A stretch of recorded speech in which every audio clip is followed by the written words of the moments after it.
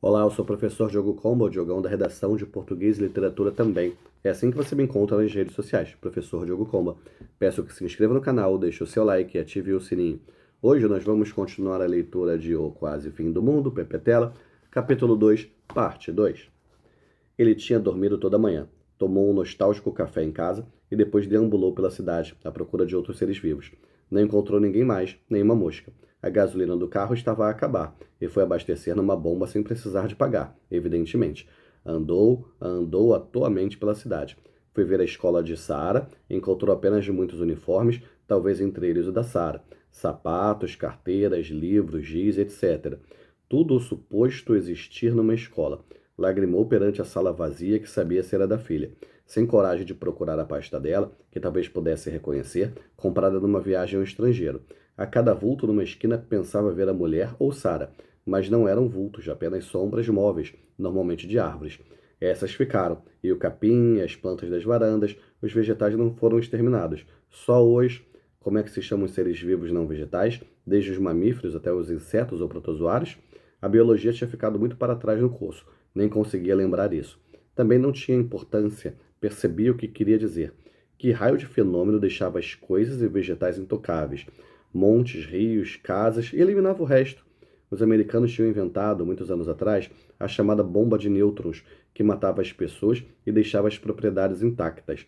Também mataria os bichos, até os minúsculos. Foi na altura da Guerra Fria, para assustarem os soviéticos, e conseguiram de fato assustar o mundo inteiro, pois houve uma série de manifestações pacifistas contra a bomba de nêutrons. Não se sabe com que resultados. O mais certo era os americanos ficarem, como sempre, muito comovidos com tanta unanimidade contra o seu projeto e terem avançado com ele na mesma, só que escondidamente. A coisa devia ser uma espécie dessa bomba, mas lançada à escala universal. E só eles escaparam? Só 3 pessoas logo na sua cidade? Raio de coincidência. Por que tanta indulgência para consigo? Já tinha perguntado a Geni e ela respondeu sem explicar. Ninguém pode compreender os desígnios de Deus. Ele não encontrava outra explicação melhor, mas procurava. Foi aquela luz silenciosa, espécie de explosão longínqua? Os habitantes de cidades suficientemente perto de Hiroshima e Nagasaki devem ter visto uma luz parecida. Pode ter sido uma bomba de nêutrons ou coisa semelhante, sim. Mas quem era suficientemente maluco para a lançar? Devia haver mais gente em outros pontos do mundo. Não admitia ser o novo Noé, o escolhido para refazer a marcha da humanidade. Ainda por cima com uma genie. Ao menos escolhesse uma mulher mais nova e interessante. A nova humanidade começava mal com a tal mãe. Mas se havia gente em outros sítios, estariam como ele, incapazes de contato. Talvez mesmo sobrevivessem mais dispersos. Sempre que pensava no assunto e esforçava-se por lembrar a intervalos, sentia tonturas, verdadeiras tonturas, como se estivesse sem comer durante 3 dias. E não era só por ter perdido a família e os amigos. Isso provocava outro tipo de náusea. Vontade constante de se abandonar ao destino, deixar-se definhar num canto da casa, nada vale a pena. Mas tinha conseguido dormir, é certo que com a ajuda de uísque e comprimidos. Tinha saído logo depois da busca. Sabia, era forte. Geni também, não se tinha deixado abater pela dor. Sem dúvida, a religião ajudava. Antes assim. Por causa dessa constatação, resolveu chamá-la para comer. A solidão pesava mais que o silêncio. O silêncio. Só tinha sentido o verdadeiro silêncio no lago perto da cidade, debaixo de água, quando gostava de nadar. Se não houvesse nenhum barco a motor nas paragens, o silêncio parecia absoluto, e era um descanso.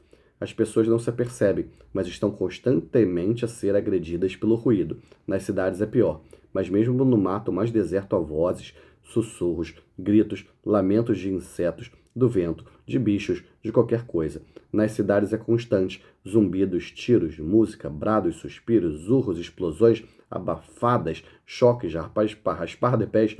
Por isso notava agora esse silêncio igual ao do fundo do lago ou do mar. No entanto, não era repousante, pois provinha do apagamento da vida, antes sinistro, tumular. Geni trouxe as batatas e os bifes. Ele encheu o copo dele com vinho e com água o dela. Não falaram enquanto comeram. Empanturraram-se na realidade. Mesmo assim, sobrou muita comida. Geni não poupava nas despesas dos outros. Se o maluco aparecer, disse ela guardando a travessa num armário. Enfim, vamos acabar por aqui. O momento em que a Geni e o Simba estão lá no restaurante. Vou até anotar aqui. Beleza, pessoal? Estamos avançando aí na leitura do livro. Esse livro é para a prova discursiva da UERJ. Quando a gente terminar a leitura, eu faço algumas questões para a gente. Que a força e a inspiração estejam com vocês, sem dizer adeus jamais.